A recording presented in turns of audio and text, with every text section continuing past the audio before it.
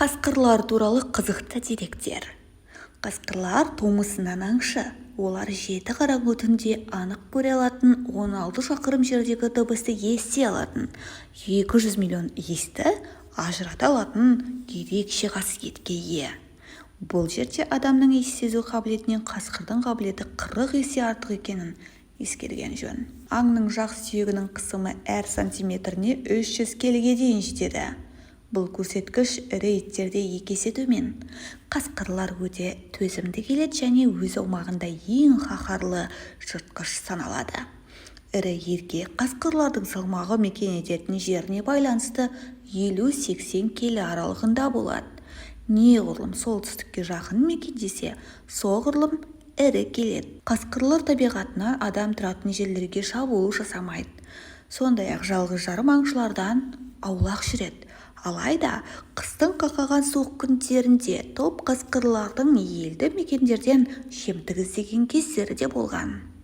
Үй жануарларына қауіп төндіргенімен, қасқырлар орманның биохимиялық процесін сақтап тұруға аса қажет. Бір ірі қасқыр күніне 10 келі ет жей алады. Көбіне үйір туыс қасқырлардан құралады. Үйір басшысы ең мықты қасқыр саналады. Қалғандары оған бас иеді. Негізі үйір басшысының қаншығы да басшылық жасай алады. Бірақ көбіне жас қасқырлар мен қаншық қасқырларға бас көз болады. Ұрғашы қасқыр бөлтіріктерін 65 күнде көтереді екен. Бөлтіріктердің көздері алғашқыда көкшіл келеді, есе келе ғана сарғыш тартады. Қасқырдың адалдығы деген түсінік кең тараған. Себебі қасқырлар өмірлік серігін тек бір-ақ рет таңдайды.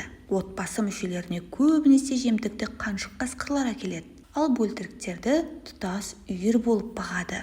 Қасқырларда коммуникация мүмкіндігі өте жақсы дамыған. Олар бет-әлпет арқылы бірнеше эмоция білдіре алады.